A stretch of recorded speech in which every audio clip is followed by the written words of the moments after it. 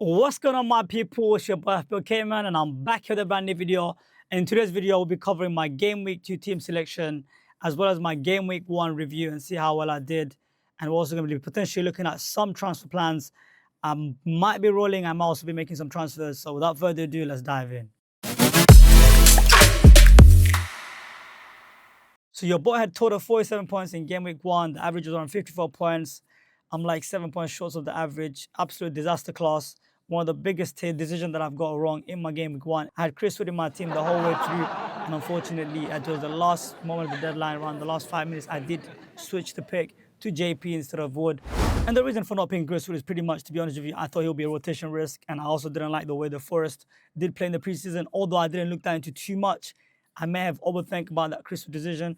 I do think that Chris Wood had really good fixture on paper from 1 to 6, and I should have just stuck with that decision.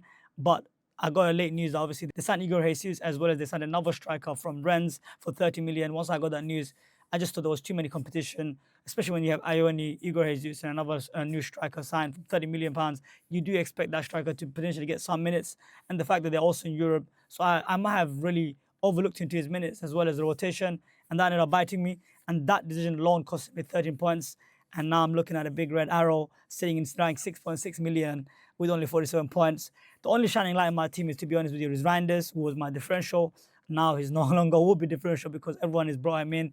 I think there's over 1 million transfers for him this week. So yeah, Reinders with the goals and assists. He played a phenomenal game versus Wolves. He also assisted Haaland, and he also scored a really good, beautiful goal by himself, which is, look, he looks really good on the eye test. And our numbers are not maybe looking very good. I mean, he did play slightly 8/10 role, and Pep could obviously do his roulette and maybe bench him here and there. But I do think his minutes is secure as long as Rodri as well as Kovacic is injured. But I do think in the future, he could become somewhat ministerial. But for 5.5 million, you can't complain too much. The fact that I had City attacker when Haaland braced did help me a lot. And Salah, man, I mean, last minute goal. Salah did not have a great game, if I'm being honest, versus Bournemouth. We expected much more from him. Bournemouth did lose 2 of their starting centre-back in Zabani as well as Højsen. And unfortunately, Salah only came with 1 return. But again, the fact that he got 1 return is kind of lucky. So I would take that. Overall, the team has put up an absolute stinker, constantly getting red card. Even then, they kept a clean sheet, which I did knew that they were going to keep a clean sheet. But still, you get a red card, unfortunately. And Forest also considered a penalty last minute. They defended really well, but they considered a penalty, which wiped my double clean sheet. Same with Fulham, they also considered a penalty, which also wiped my clean sheet. So it's not looking good, guys. João Pedro looks like a terrible pick. He got hooked in the 70th minutes. I'm not really liking that pick. Palmer's still playing, still doing Palmer things. He's blanking again. The blanking machine has come back again. As I said, he's been found out, and it looks like he's still been found out. He's still stuck in his jail, and I'm not sure when he's going to come out. There are quite a few guys I'm looking at my team that I'm not liking at the moment. And starting with João Pedro, his minutes don't look very good. And also Palmer, he doesn't look himself. I feel like the Club World Cup performance might have been a bit of an exaggeration, and we all might have maybe overlooked into that as well. But again, I want to give these guys more time. So yeah, without further ado, let's now move into my transfer targets for Game Week 2. The first one is a bit of a knee-jerky one, especially when I saw both Palmer and JP blank. I got a bit angry. I said, let me ship both of these guys out. But after I did slip on the move, I'm kind of not considering it. But here's the move, which is obviously Anderson in for Palmer and bring in Haaland for Watkins. But I do think maybe that's jumping the gun a bit. That's a bit too knee-jerky, especially when Palmer does play a West Ham team who consider 3 goals to Sunderland, as well as Watkins playing a Brentford team who consider 3 to Forest. And let's be honest, Villa is a much better attack compared to Forest, and I do expect Watkins to get something versus Brentford. So it's a bit of a knee-jerky move, and we do want to wait and see on Haaland, although he did look really good, and there's so much talent in that City team, and there's so much depth, and he's going to get the service. And the fact that he got a brace, it does tempt you to move there, considering the fact that you can captain him, but I do think it's a bit knee-jerky. The second move is that I was looking at is JP straight swap for Wood. But when you're looking on paper, Wood does play Palace, who's really solid defensively. And then I'll follow it up with the West Ham, which is a good fixture. But after that, he does go on international break, as well as when he comes back, he plays Arsenal. So I think his entry point might be in Game Week 5. Although I do miss West Ham, but I can definitely get Burnley and Sunderland from Game Week 6 to 7 onwards. So we would maybe wait and see a bit more time, especially because I didn't start with him. It doesn't make sense to now jump on him when he's playing Palace, and I did miss one of his best fixture in Brentford. So yeah, I guess I got to ride out JP for a few more weeks, maybe even 2 more weeks, because I don't really like this guy at the moment, and I never really liked this guy, to be honest. But the fact that he was the highest EO, and I really didn't like any strikers at the time, and he did have somewhat decent fixture on paper, he's quite disappointing. So I was looking at that move, JP to Chris Wood swap, but I kind of turned it down. I said, look, listen, at the end of the day, he's playing West Ham, and if I have double Chelsea attack, maybe I can gain something if they both return, but you never know. At the moment, I'm kind of cool on both those moves, but I was considering those two moves when I was a bit upset, to be honest with you, considering the fact that they both blanked. And then Watkins, as I said, I got mixed feelings about that. Listen, he did have really good preseason, but he didn't look very good. He didn't have any chance at all versus Newcastle, especially at home. I expected Villa to dominate somewhat, but they were on the back foot versus a somewhat depleted Newcastle team when there's a lot of drama going on with Isak and whatnot. So yeah, I was quite disappointed with my Villa boys as well as the Chelsea boys. So I was looking at these transfers. But now that I've slipped on this move, I'm kind of waiting and seeing whether if it's really worth making these moves or maybe wait until next week. And I kind of made the decision to maybe wait till next week and see and get me more information and decide whether if I really want Haaland or not, whether if it's worth keeping Watkins or JP or even Palmer. So I feel like I want to wait one more week before I make the decision. But yeah, these are the transfers I was looking at. I know a lot of you guys are asking maybe if you have Jorginho Ruta or if you have maybe Anderson, is it worth switching to Reinders, who does look really good. I mean, if you didn't catch the price rise, I don't think it's worth it going now. Maybe you want to wait a few more weeks when the fixtures do turn. The fixtures in the short term does look good though, but I feel like if you didn't really get him when he was 5.5, it's not really worth it now. Maybe wait and see a bit more to see really if he's nailed, because you never know with Pep Roulette. And obviously, the more information you get, maybe there's other files that you want to put out. So for Gameweek 2, your boy's lining up with Sells at the back, who does play Palace away, along with Richard. I am playing my both Forest as well as my Palace defenders. They play against each other. I'm hoping for a 0-0, as well as Nico Williams. I'm doubling up on Forest D, as well as Richard. Hopefully there's no goals in that game. I know that there is news that obviously Eze's agreed a deals with Arsenal. Originally he agreed terms with Spurs. Now he did a U-turn and he's going to Arsenal. I'm quite bummed out about that, if I'm being honest with you. I do think they're signing a really good player in Eze. So yeah, it's not a good day if you're a United fan or any other rival fans right now. So if Eze does go to Arsenal, which seems like almost a done deal, I do think the Palace attack is a bit weaker and I can potentially, hedge my bets and hope that it's a 0-0 and I get a bunch of clean sheet. And then you have Esteve, who does have Sunderland at home. I do have a bit of a dilemma whether to start him or Anderson. Anderson does play United at home.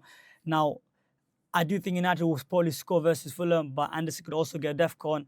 So could Esteve. They're both good for DEFCON. It's a bit of a toss-up at the moment. Sunderland did look really good versus West Ham, and they scored 3 goals. But again, am I looking too much into it? Burnley did play really well in the Championship in terms of defensively. Now, they did lose Trafford. Does that weaken them? Which I think it does. Yeah, it's a bit of a close one. Maybe we'll go down to the deadline and I might pick Anderson.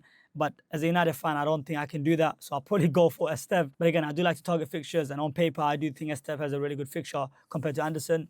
And moving into midfield, you do have Palmer as well as Salah and Saka. The captaincy armband is on Saka, which I'll get into on why that is, as well as Rodgers and Reinders.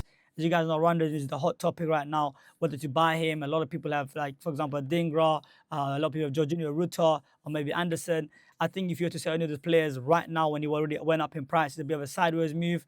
I think if you didn't jump on him before it was a price rise, it's not worth it now. Maybe wait for more information to see if there's any Pep Roulette and just to see how City line up, right? So yeah, my team currently, I think the players have really good fixtures, right? Especially midfield. Combined with my forward with João Pedro as well as Watkins, they all have really good fixtures on paper. Maybe you can argue Salah, who does have Newcastle away, tough fixtures, but again, he'll still be the highest EO captain. My team does on paper should do really well, but again, football is not played on paper; it's played on grass. So I could potentially have another stinker come game week 2. But again, your boy's looking to bounce back and make sure I have a strong game week 2. And on paper, this team does really look good, and I do not think I need to force myself to take a hit and bring in either, say, Haaland or, say, for example, Anderson. I just think it's a bit too knee-jerky. I do want to give myself one more week to see if it's really worth it to go with Salah and Haaland draft or whether to stick with Palmer and Salah as well as Watkins. Overall, the team does really look good. When you look at the bench, you got Duracka as well as Anderson and Konsa and Krupi Jr. Konsa did get red card, as I said. I will not be selling him. He's suspended for only 1 game. So I would want him for the following fixture when he does play Sunderland as well as Burnley. He's got a really good fixture run, and I do want to keep him. And I don't want to do sideways move right now. I got other priorities. So he'll be staying. The dilemma, as I said to you guys, Anderson versus Esteve, and potentially Duracka versus Sales, but I don't think I would do that. I wouldn't double up on Burnley defense. I think 1 is more than enough, considering the fact that Sunderland did play really well versus West Ham, so I don't want to hedge my bets too much in that fixture. So I'll probably play 1 of them and double up on Forest D because they still look really good defensively. As I said, overall, the team does look really strong. The captaincy is a bit of a dilemma versus Salah and Saka. So let's look at some data from, shout out to Thinking Cap, my boy Benji, who did share this data. If you look at the data, guys, Salah does have really good numbers versus Newcastle. So does, Saka. There's not much data there. He played only twice versus Leeds. He does have somewhat decent record, but I do like the fact that he's got the best fixture on paper. And obviously, we did get some news that potentially Gyökeres is on pens, but again, that source is not a tier 1 source. That's a maybe tier 2 source. I'd say you can't fully trust it. So I'd say potentially Saka still might have some pen share. But again, even if they get a pen, Saka is so charitable, he still might give it up to Gyökeres. And the fact that Havertz is now also injured, I do think Gyökeres gets more minutes, and I wouldn't be shocked if he's on pens. But still, I do like the fixtures, and Saka has way more open threat goals than any other player, as well as the fact that he's gone set pieces and those corners are deadly. And I do think Leeds will struggle to defend Arsenal set pieces, especially the corners. So I do like the Saka captaincy. Even if he doesn't get a goal, I think he can get an assist, consider the fact that he's got more risky points compared to other captaincy, like, for example, Watkins. I do like Salah as a captain. As I said, he's got a really good record versus Newcastle. So yeah, it's a bit of a dilemma between the two, but I do think the fact that because of the Isak drama, I do think Newcastle have a bit more to play for in that fixture, and I do think they're going to, play their heart out and potentially give a tough time for Liverpool. But again, historically speaking, Salah did do well against Newcastle. So maybe I'm reading into the narrative too much, and maybe the obvious captain is Salah, which is the template one. But again, I do want to take a bit of risk and go the differential captaincy in Saka, playing a promoted team at home. Hopefully he will do well. And yeah, so yeah, guys, that'll be it. Make sure to leave a comment down below. Let me know who's your top 3 captaincy this week. Are you going to Salah? Are you going to Saka? Are you going with Haaland if you do own him? Personally, if I had Haaland, I'd probably strongly consider him. But I do like Saka as a captaincy, playing a newly promoted team. And yeah, I think definitely could do well. Make sure to smash the like button, subscribe, and I will see you guys in the next one. Peace out.